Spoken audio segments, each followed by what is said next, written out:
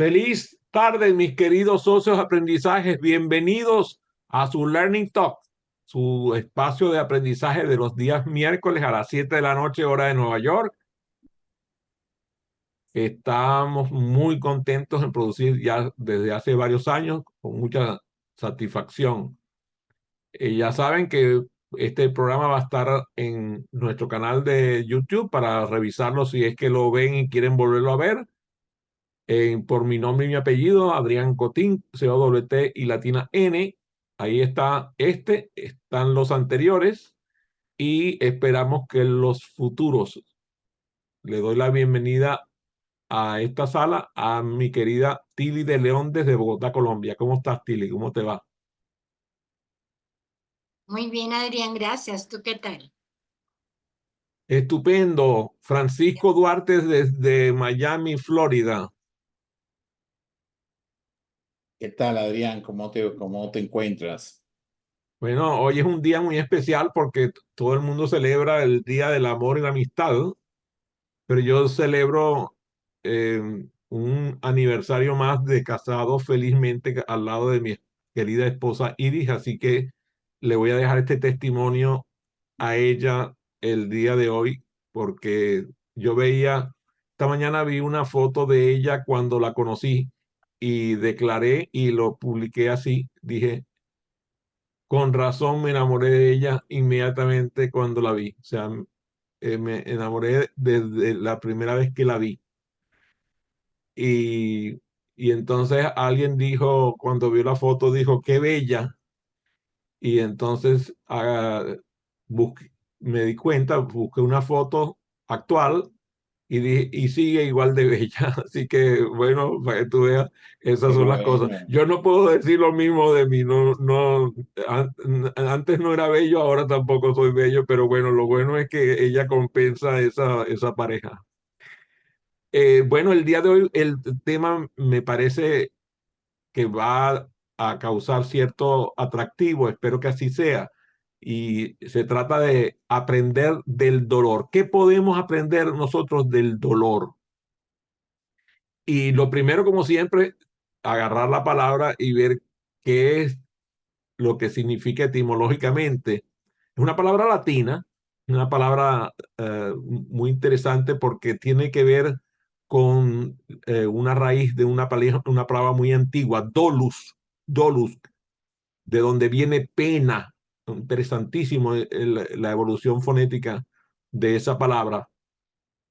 Y, y la evolución no solamente fonética, sino semántica, porque a lo largo del tiempo empezó a desarrollarse la palabra dolor, que tiene presencia en varias lenguas romances, incluidos en el español, claro.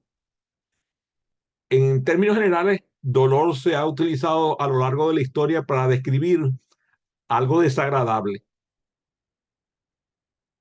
ya sea en lo físico o en lo emocional. Y el dolor lo experimentan los seres vivos, cualquiera que estos sean, y está comprobado que cualquier ser vivo tiene sensaciones de dolor de diversas formas, porque como ustedes saben, depende del sistema nervioso del ser vivo, ¿no? O del sistema biológico del ser vivo.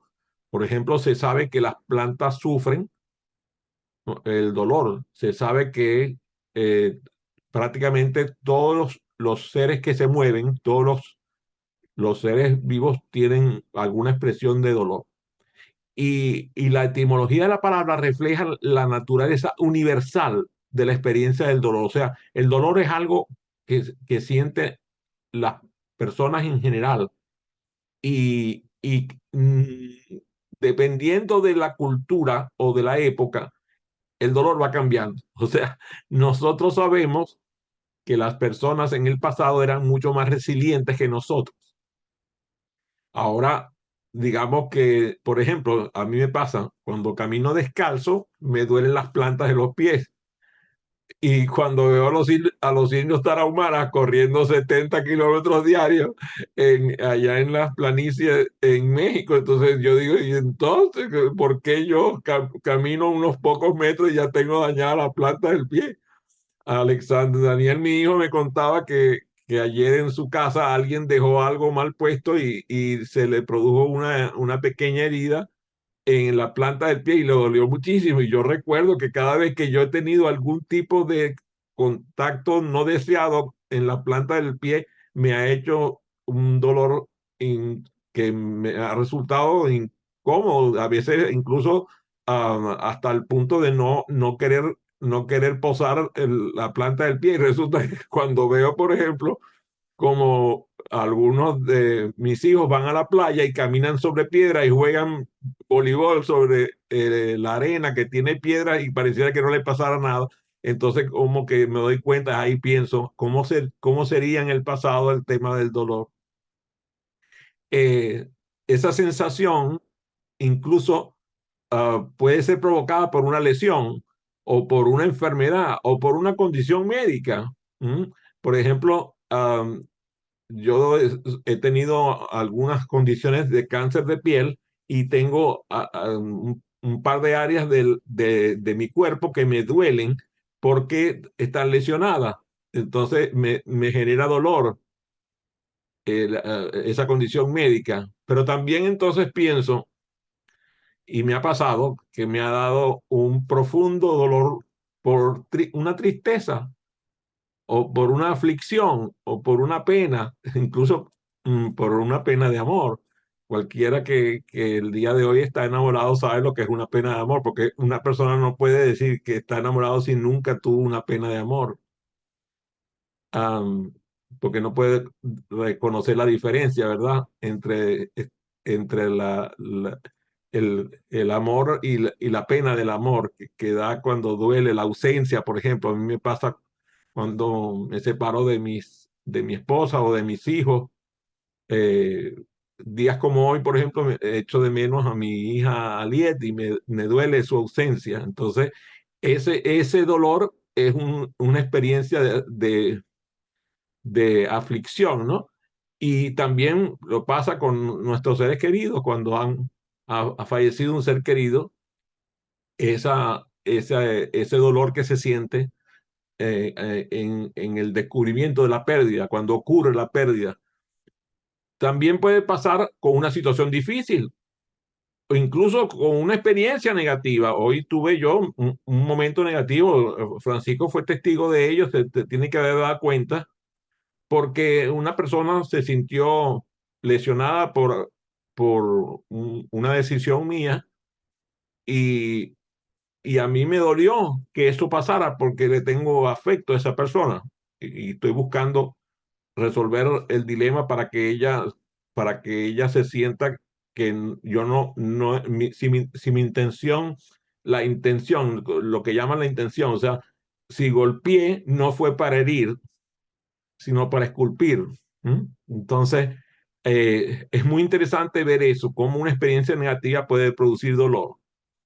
En otros idiomas, el término dolor tiene significados similares. Por ejemplo, la palabra en inglés, pain, la palabra en inglés, pain, en francés, douleur, se parece por la misma raíz, ¿verdad? Tiene la misma raíz que deriva del latín doloris. La palabra, incluso mucha gente llega a confundirla con otra palabra, que es sufrimiento. Y allí es importante distinguir lo que es el dolor y lo que es el sufrimiento. Primero en la palabra, el latín sufferentia, que a su vez deriva de sufferre, de ahí viene sufrir, y es un verbo compuesto que significa sub, de abajo, y fer, llevar, soportar, o sea, un dolor que está abajo. ¿Ah? Muy interesante la etimología de la palabra. Se relaciona con esa idea de llevar o soportar algo bajo circunstancias o condiciones adversas. Entonces, en la evolución de ese término ha empezado a mantener una connotación permanente de experimentar angustia ante la adversidad, por ejemplo. Entonces, hay que distinguir las dos palabras, porque si bien el dolor se puede conectar, y lo vamos a conectar hoy con el aprendizaje, eh, también el sufrimiento está conectado con el aprendizaje, pero de una forma totalmente diferente, con una percepción totalmente diferente. El dolor puede provocar una respuesta principalmente inmediata ante una reacción emocional. Por ejemplo, podemos llorar de dolor. ¿eh? Seguramente les ha pasado en algún momento a ustedes. En el caso del sufrimiento es una emoción mucho más compleja. Por ejemplo, hemos visto personas desesperadas. La desesperanza provoca sufrimiento. A veces cuando vemos una persona que ya no está triste, sino tiene una profunda tristeza que se le quedó instalada, eso está relacionado con el sufrimiento. Esa sensación, por ejemplo, de que tú ves personas que se ven vacías, ¿no?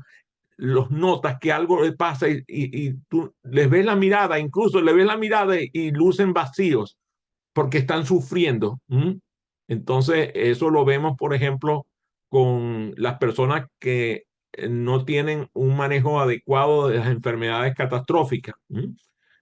Por cierto, que pronto voy a hacer un programa con la gente de Rosa Rojo, que siempre me encantan los programas que hago con ellos. Voy a hacer un programa que se va a llamar Maravilloso Corazón, así se va a llamar, porque precisamente la catástrofe la puedes vivir con dolor o con sufrimiento. También hay una diferencia entre el dolor, que tiene una naturaleza principalmente objetiva, lo puedes medir. Incluso vas al médico, seguramente les ha pasado a ustedes, y le dicen de escala de tanto a tanto, ¿cuánto le duele? ¿Eh? Y tú dices, ajá, bueno, de la escala tal, yo agarro un 70%, ¿verdad? Haces un número y pones la escala. Y a veces yo llego y pongo el máximo porque me duele mucho.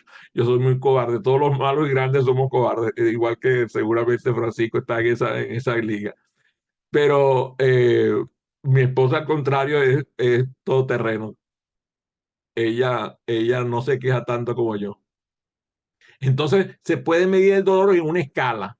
El sufrimiento es mucho más subjetivo y depende de una interpretación individual.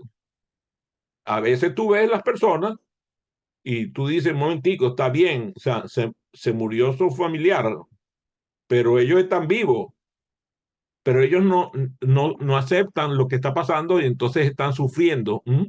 Y llega un momento en que no están viviendo porque el sufrimiento es tan extremo que no les permite vivir. Entonces tiene que ver con eso, con darnos cuenta de que pueden pasar cosas como esta que estoy describiendo y entonces en vez de estar dolidos por la pérdida, están sufriendo por la pérdida. En el caso del dolor, normalmente podemos encontrar la experiencia específica, localizada. En el sufrimiento por contacto, por lo contrario, está en una percepción general. Es algo de que tiene como una calificación muy difícil de interpretar. A veces cuando vemos personas que están en el sufrimiento y no tenemos competencia de ciencias de la conducta, podemos cometer el error de querer intervenir, y hay que tener mucho cuidado porque tú no tienes conciencia de cómo está afectada esa persona con su sufrimiento particular. Lo que puedes hacer siempre es estar presente. Eso a veces pasa, incluso a veces hay que saber estar ausente ante el sufrimiento, porque hay personas que dicen, déjame solo, déjame solo. Y tú tienes que tener la inteligencia emocional suficiente para saber que te está diciendo la verdad, para alejarte. Entonces, ahorita nos vamos a ocupar principalmente del dolor porque es el que nosotros podemos manejar para el aprendizaje. Algunas cosas que podemos aprender del dolor, hoy lo vimos en la entrevistada maravillosa que tuvo Francisco al mediodía en su programa Proactívate, que Elisa, precisamente la presentación de Francisco tuvo que ver con la resiliencia de esta entrevistada y cómo el dolor de una chica afectada por la enfermedad de la poliomielitis desde los 2 años de edad le pone a prueba la capacidad que tiene de enfrentar ese desafío y logra superar la adversidad hasta el punto de tener una vida deportiva activa, tener una vida ciudadana activa, tener una vida personal, familiar, amorosa, todo, o sea, prácticamente ella tenía una vida intensa en todas las dimensiones. Tiene que ver con la resiliencia. Entonces, se puede aprender a ser resiliente en momentos de gran dificultad. Y esta es una habilidad que hoy por hoy, empresarialmente hablando, es una competencia que se valora muchísimo. Y también como estudiantes podemos aprender a tener resiliencia para fortalecer nuestra mente y estar preparados para lo peor y listos para lo mejor, que es una estrategia que siempre me ha gustado compartir. Otro elemento, otra habilidad que podemos desarrollar es la empatía, porque nosotros podemos perfectamente, a través del dolor propio, aumentar nuestra empatía hacia los demás. Me decía algún amigo mío, me dice Adrián, tú sabes, yo tuve una condición cardíaca y, y tenía hipertensión y me intervinieron para hacerme un cateterismo y yo recordaba que a ti te han hecho cientos de cateterismos en los últimos años. Entonces decía, un momentico, si esto me están haciendo uno, déjame tranquilo. O sea, ya yo conozco a uno que ha hecho más de 100. Así que fíjate qué interesante, se puso empáticamente en su dolor a través de la conciencia de que hay alguien que ha tenido una oportunidad de vivir lo que está viviendo multiplicado por muchas veces, vamos a decirlo así. Entonces, esto la empatía nos permite a nosotros ser más comprensivos, más solidarios con personas que tienen dificultades que pueden ser parecidas o similares. Eso por eso es una habilidad que se aprende. Parte del trabajo de la nueva era es trabajar el autoconocimiento.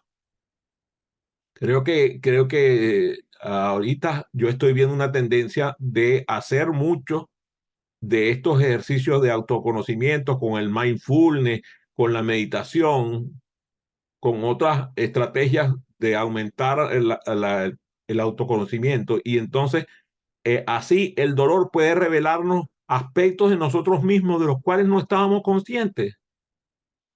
El dolor entonces nos brinda la oportunidad de reflexionar respecto a las emociones propias. En estos días conversaba yo con el lunes que tuvimos una sesión con Luis de la Torre, le decía que es interesantísimo ver que la sorpresa, que es una emoción básica, por ejemplo, en una película de Disney, no la incluyeron porque el director dijo eso es muy difícil de demostrar, la sorpresa. Y yo recuerdo que yo le digo muchas veces a mis amigos que una de las estrategias que yo tengo cuando a mis amigos van a comenzar en un nuevo empleo o un nuevo trabajo es recomendarles que sorprendan gratamente a las personas con las que trabajan. Y entonces decía yo, a lo mejor le estoy dando esa recomendación y la gente no sabe cómo es eso, cómo se sorprende gratamente a otros, porque no están tan eh, embuidos de lo que es la sorpresa. Entonces, el autoconocimiento puede mostrarnos esa emoción y entonces valorarlo mejor. Si nosotros incluso conocemos nuestras emociones, podemos priorizarlas.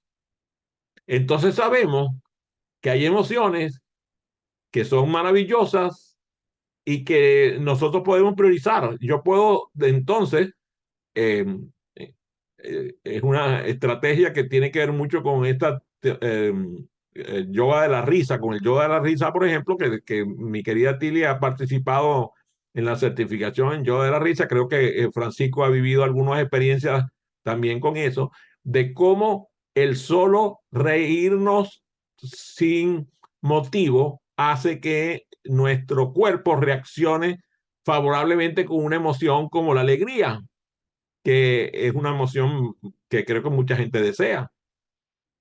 Entonces, el autoconocimiento permite eso, permite que nosotros reflexionemos acerca de nuestras emociones y podamos contribuir a nuestro crecimiento personal a través de ello.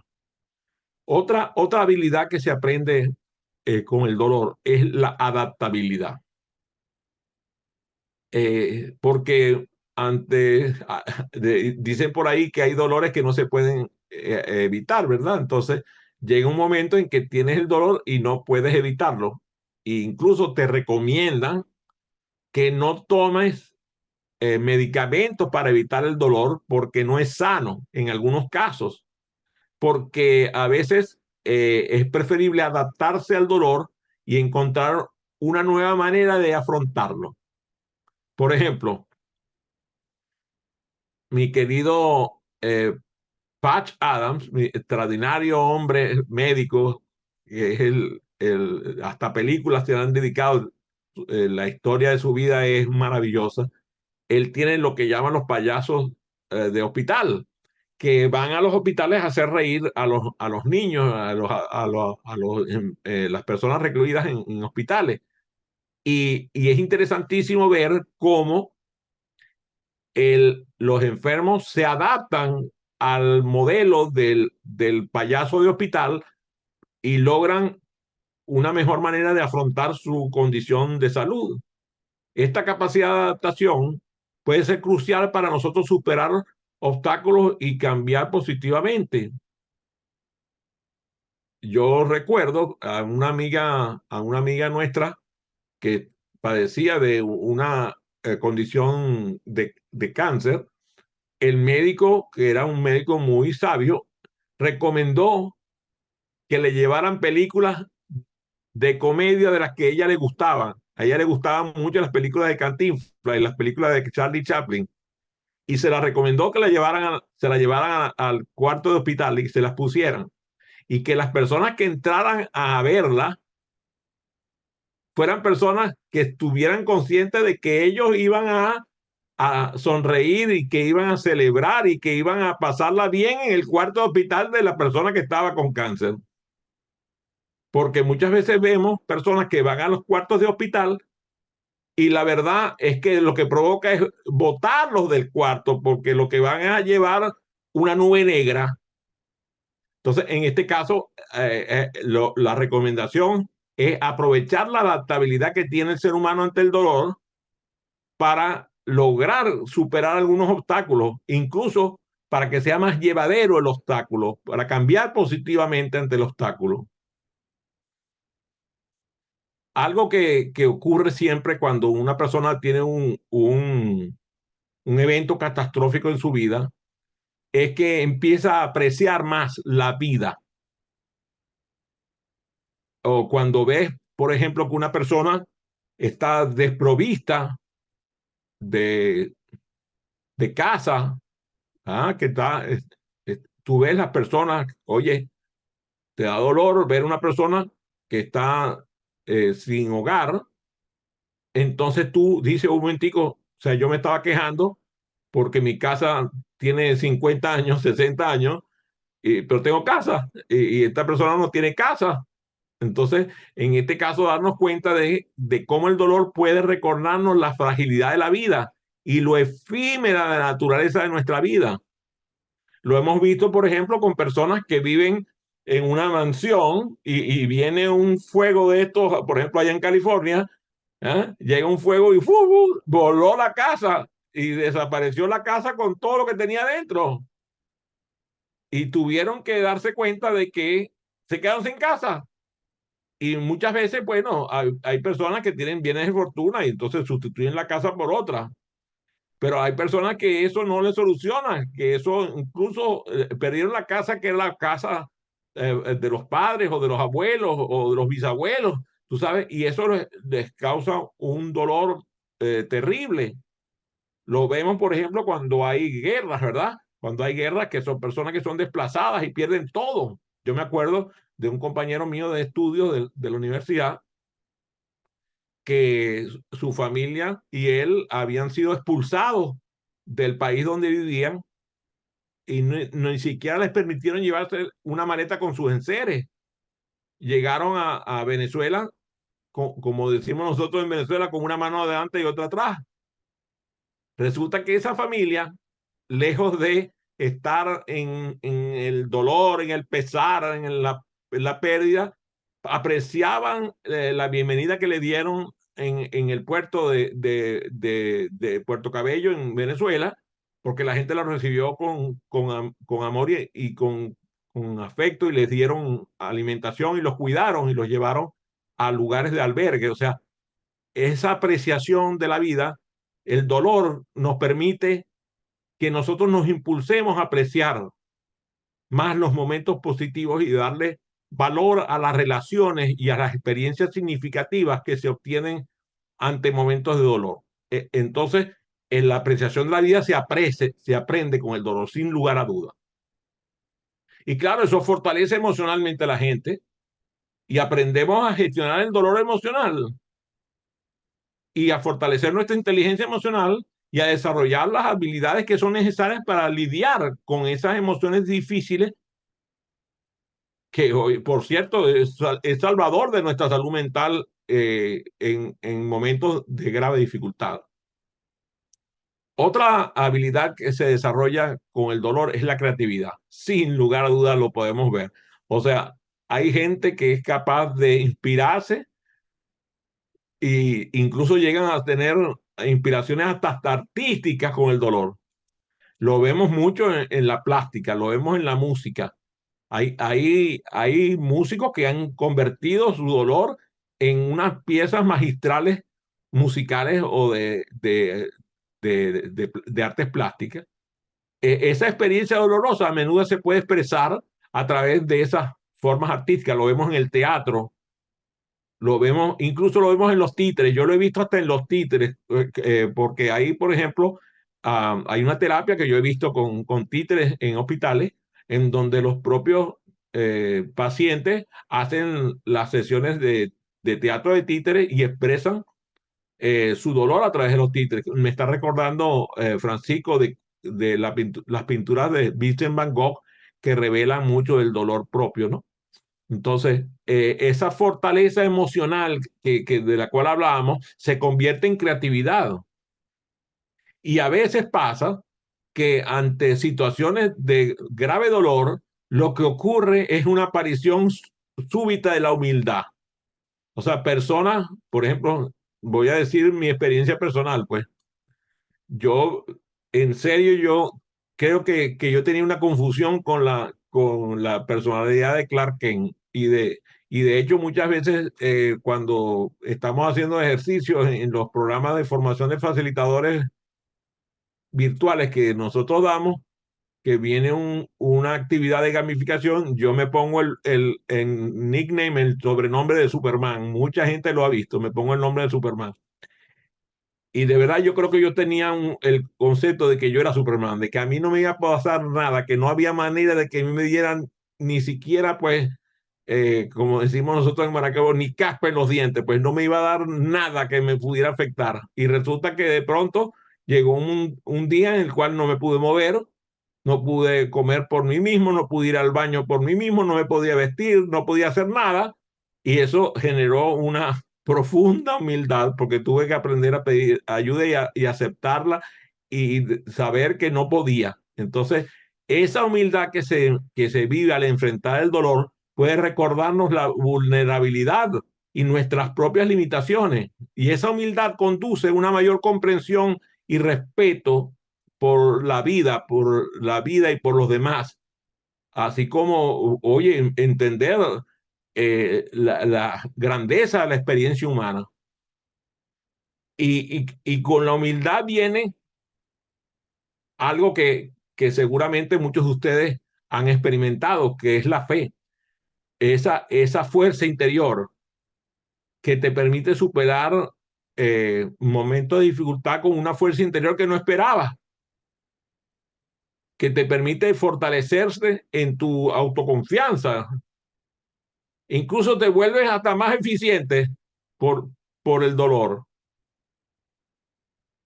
y empiezas a darle más valor a tu salud y a hacer conciencia de la importancia de la salud y del bienestar y nos impulsa a cuidarnos mejor y a adoptar hábitos que promueven el bienestar físico y emocional. Muchas personas dicen que no se puede aprender por cabeza ajena. Yo difiero de eso, porque yo he visto a varios, por lo menos varias personas relacionadas conmigo, que a raíz de la propia experiencia que vivieron conmigo, cambiaron sus hábitos.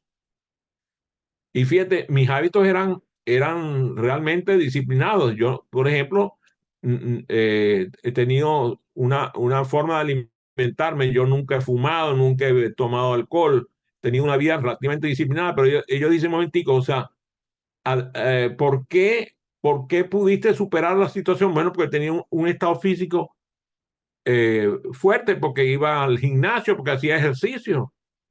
Y yo se lo agradezco a mi hijo Andrés porque era mi compañero de gimnasio.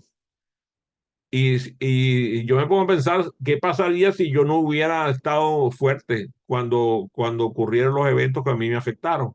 Entonces, es importante darle valor a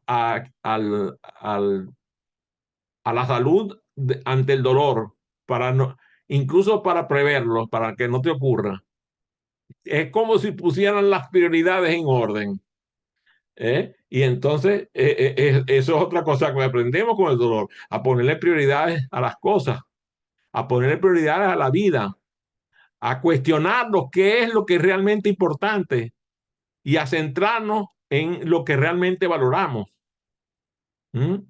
Entonces, por ejemplo, yo, si antes valoraba la amistad, ahora la valoro mucho más. Si antes valoraba el amor por mi esposa, el amor por mis hijos, ahora lo valoro mucho más. ¿Por qué? Porque me doy cuenta de la dedicación de mi esposa. Yo digo, o sea, nadie puede tener una esposa mejor que la mía, en serio. Yo lo apuesto que es muy complejo conseguir una mujer mejor que la mía. Lo que ella ha vivido al lado mío, lo que ha tenido que aguantarse al lado mío, ha sido realmente desafiante.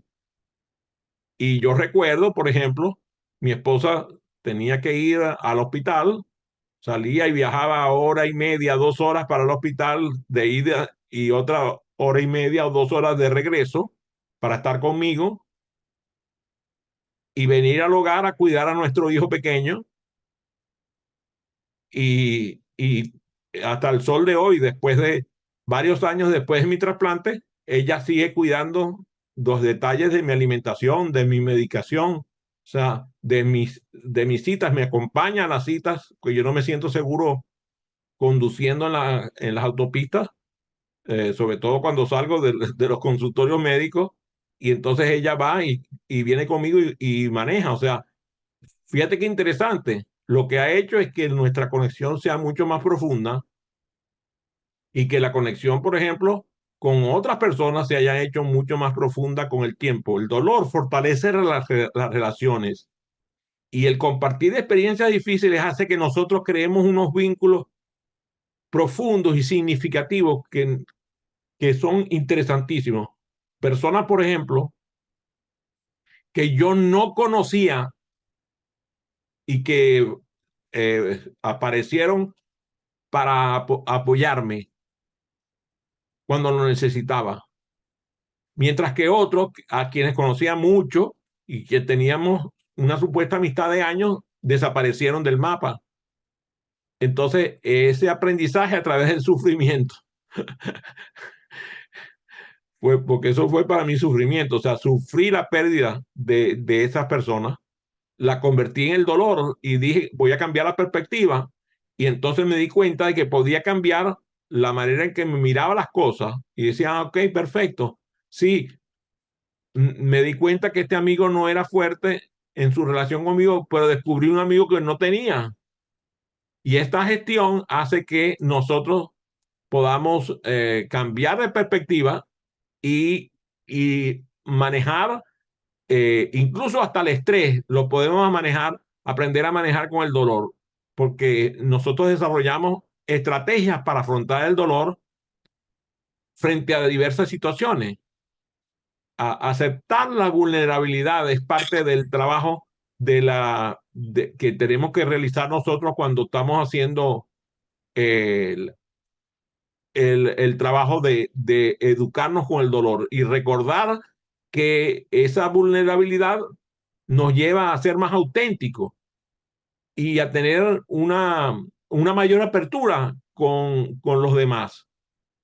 El dolor nos ayuda a, incluso, mira, yo tendría que decir que nos ayuda hasta en la toma de decisiones, porque el dolor agudiza nuestra capacidad para tomar decisiones informadas y reflexivas.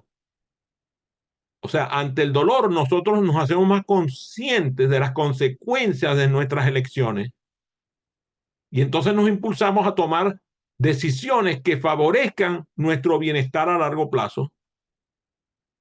Y por si fuera poco, de esta andanada de beneficios, tengo que cerrar este ciclo de la conversación con la importancia del crecimiento espiritual que genera el dolor.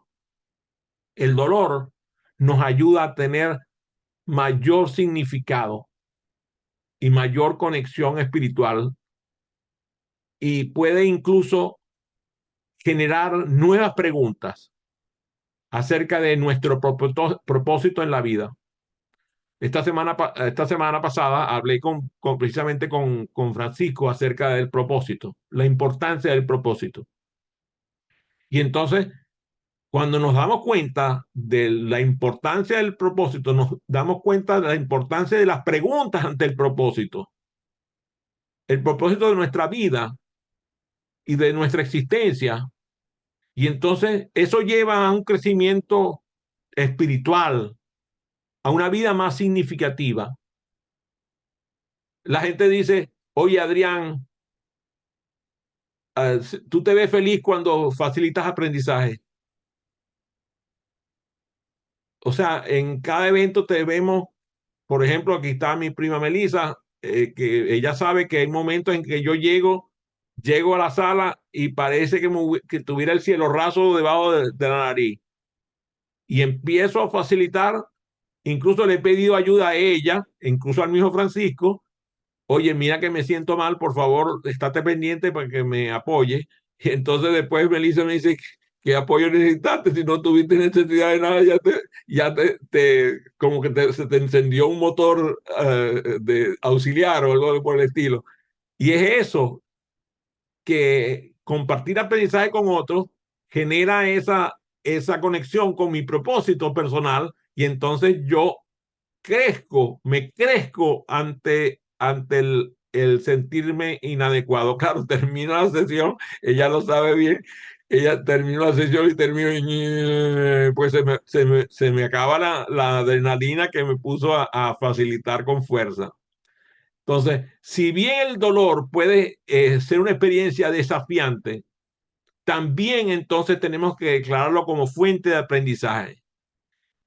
Y, y la manera en como nosotros interpretamos ese dolor y respondemos a ese dolor puede influir significativamente en nuestra calidad de vida y en nuestra capacidad para enfrentar desafíos. Ahora, ustedes dirán, bueno, el dolor es deseable. No, yo no puedo pensar eso. No puedo pensarlo. Pero sí te puedo decir lo siguiente. Me doy cuenta de que cuando hago ejercicio, si no siento dolor es que no estoy haciendo el ejercicio con exigencia. Entonces, ese dolor si es deseable. Y por si fuera poco, me doy cuenta de que hay varios eventos en los cuales el dolor es deseable. Incluso, ahora voy a nombrar eso, que es lo peligroso que es las personas que tienen una condición de incapacidad para sentir dolor, que incluso puede ser hasta congénita. Es un trastorno raro, pero hay varias personas que padecen de esta condición. Y en este caso, paradójicamente, nos damos cuenta de lo peligroso que es no sentir dolor. De hecho, muchas personas, Melissa lo sabe bien, utilizan los medicamentos para evitarse el dolor y eso puede resultar extremadamente pernicioso para la salud. O sea, hay riesgos de salud por la incapacidad de sentir dolor, porque el dolor nos permite la supervivencia. Y las personas que no sienten dolor están expuestas a riesgos terribles. Hay un experimento que se hizo aquí en los Estados Unidos con los bomberos que le pusieron una droga que inhibía el, el dolor y el miedo y resulta que esas personas no fueron capaces de cuidarse a sí mismos y si no son capaces de cuidarse a sí mismos no son capaces de cuidar a otros.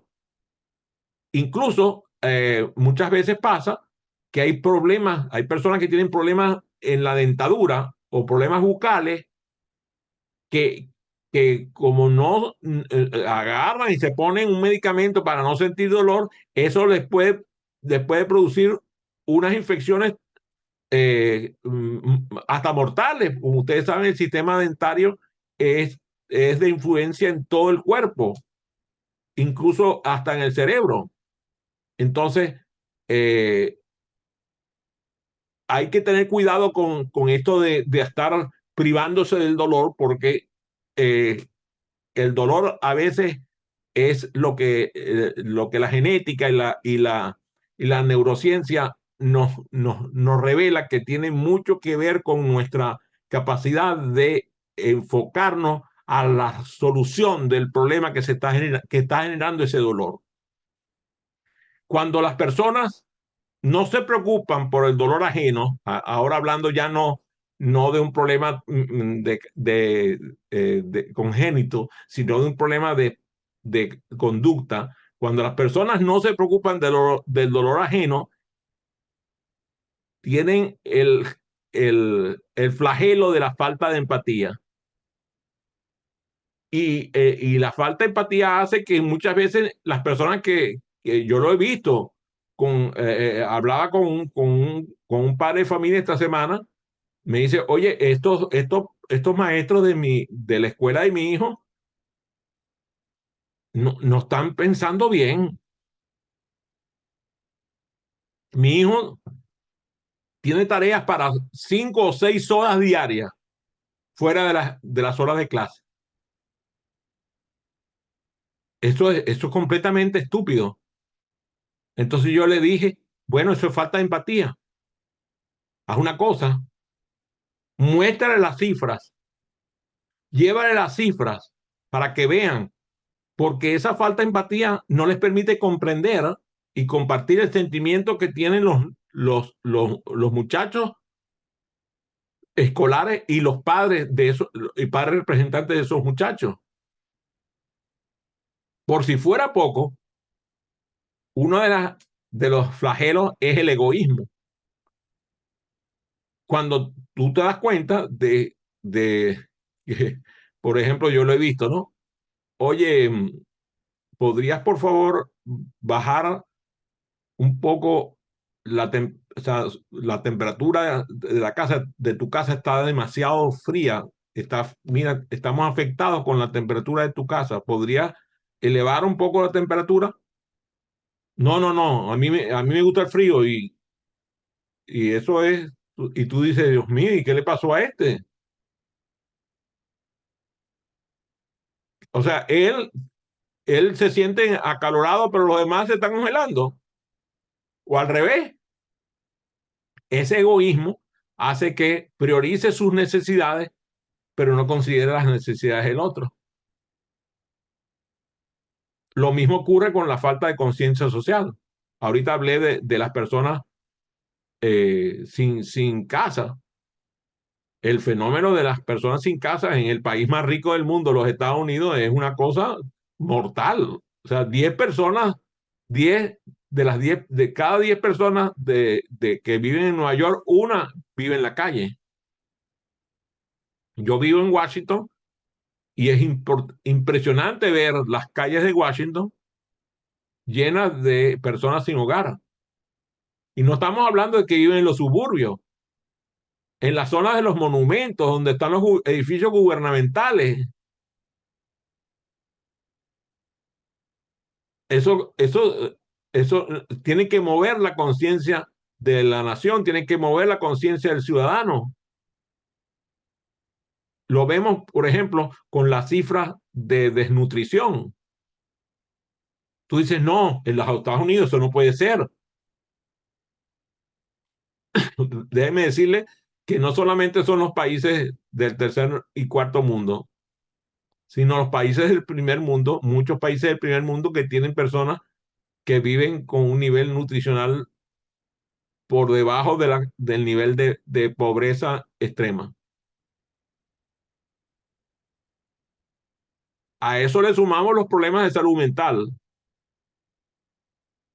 Las cifras de personas con trastornos de salud mental aquí en los Estados Unidos son de susto.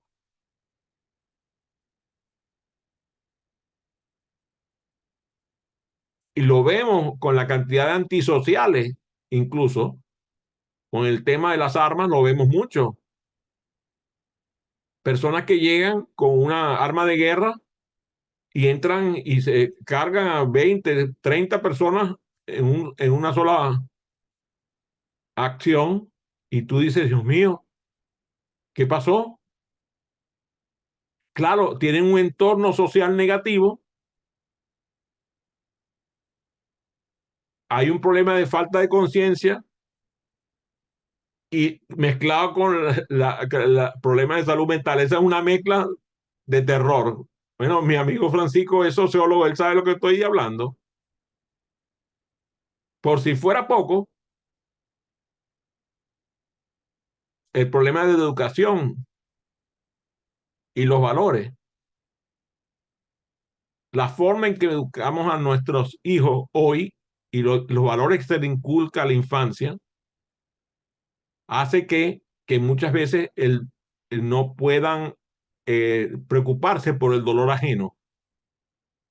Pero si no se preocupan los padres por el dolor del hijo y son capaces de entregarle un iPad o un teléfono inteligente para convertirlo en un robot que anda detrás de ellos y ellos también andan todos con un teléfono, los ves en los restaurantes, todo el mundo con un teléfono y los ves en las casas, todo el mundo aislado. Esa falta de educación y de valores trastocados hace que se fomente la falta de empatía y la falta de compasión.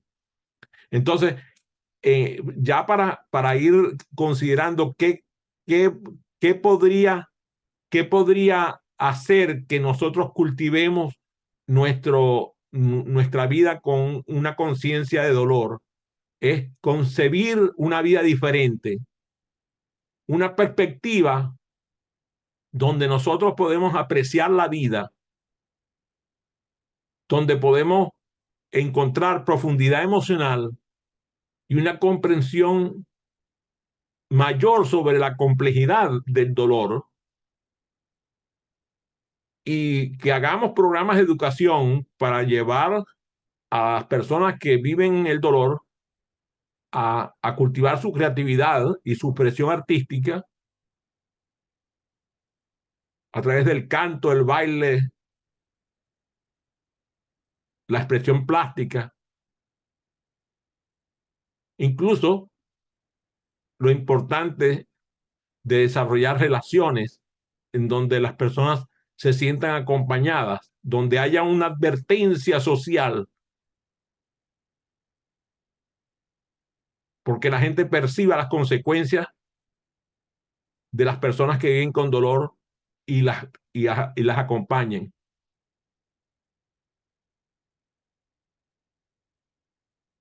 Veamos cómo podemos hacer para construir un mundo mejor a través de la reinterpretación de la manera en como nosotros vivimos los eventos dolorosos. Abro el lapso para sus preguntas. Adelante, Francisco y Melissa.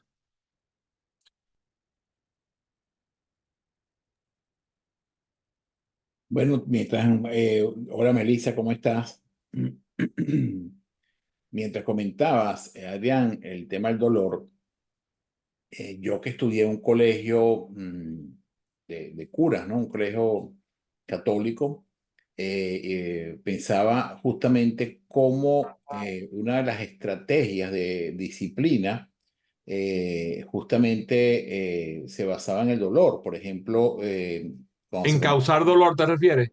en causar dolor, sí. Es decir, cuando se cometía algún tipo de error, pues los padres acostumbraban a enviar al alumno, al estudiante, a que se arrodillara. Y si la clase duraba 2 horas, pues imagínate tú lo que significa estar arrodillado 2 horas y el dolor que eso ocasiona.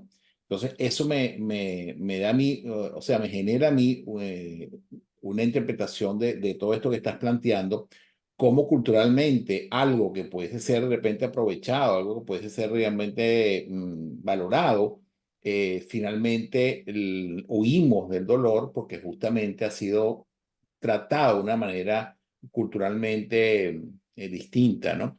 Y la otra, no sé si reflexión, es, me llama la atención, Adrián, esas culturas donde, por ejemplo, el tema de la flagelación y el causar dolor se utiliza como una forma de expiación, ¿no? De liberación.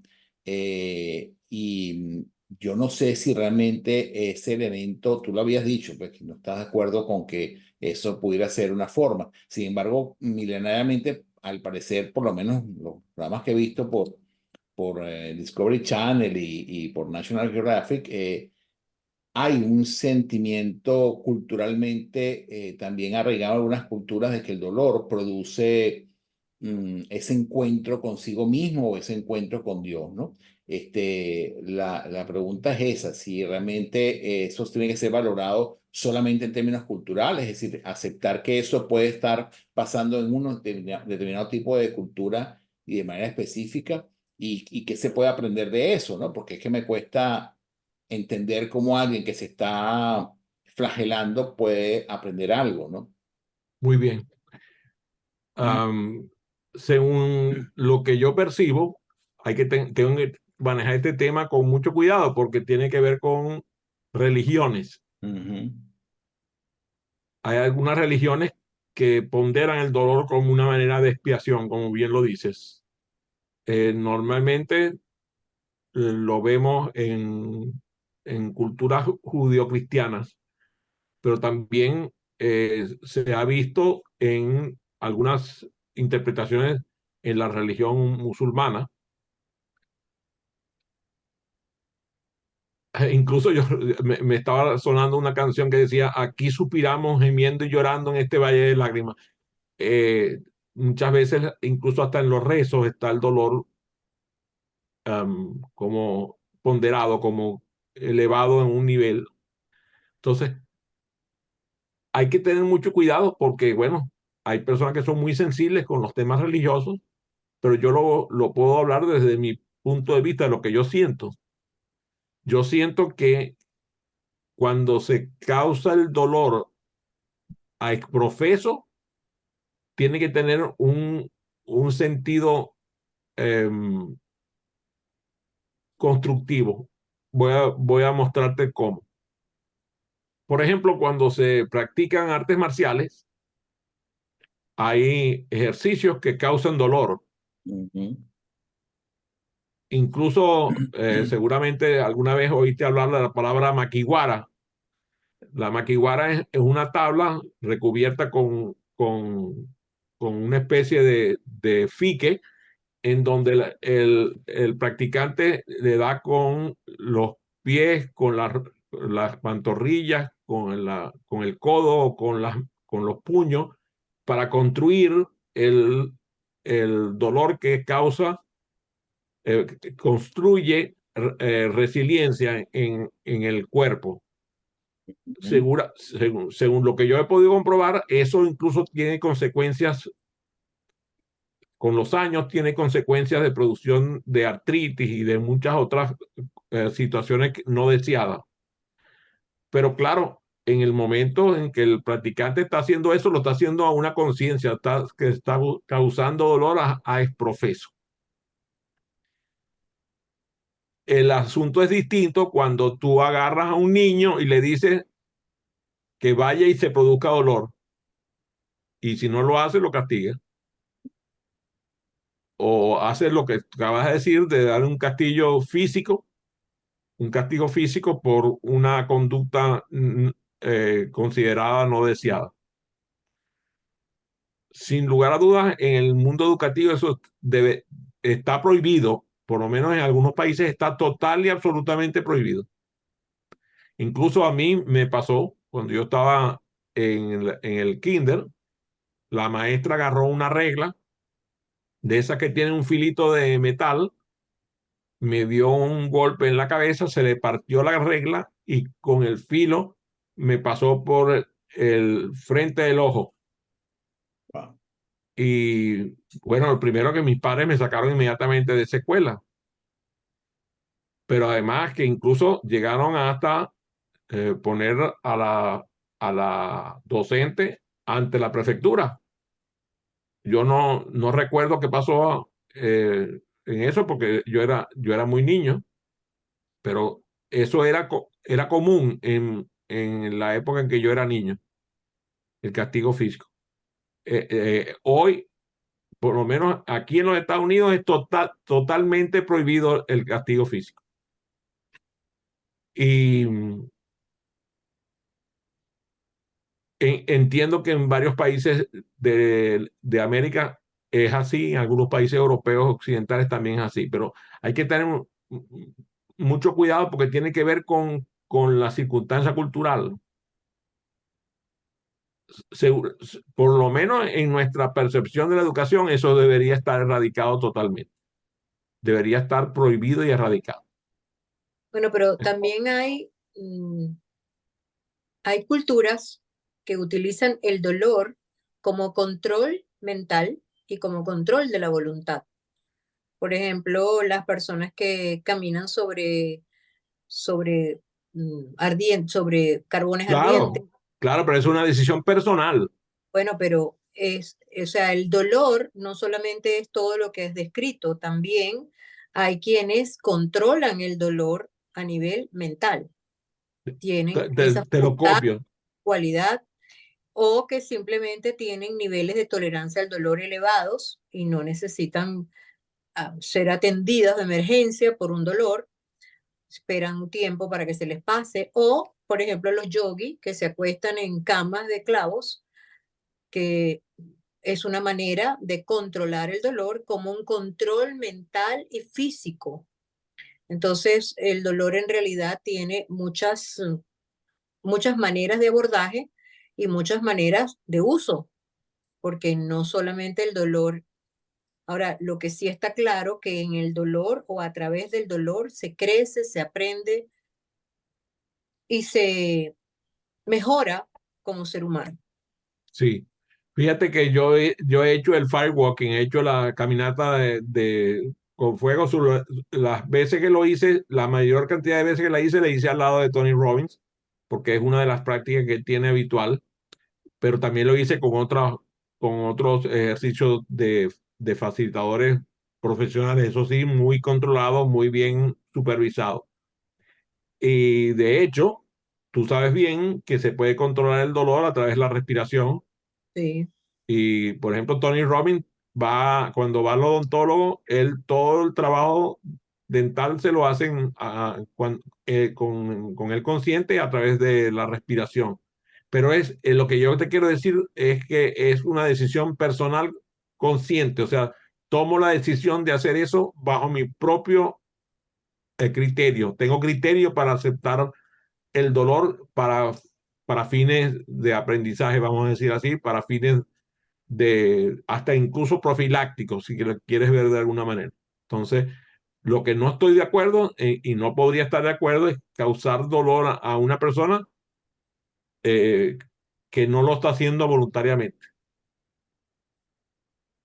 Ahora, me alegra que cierres hablando de la importancia de aprender, como hemos hablado hoy, de tantas cosas que hablamos de que se pueden aprender a través del dolor. Así que, ¿alguna pregunta adicional? No. Bueno, gracias por haberse conectado a esta sesión. Espero que la semana que viene nos acompañen y por favor recuerden suscribirse a mi canal de YouTube.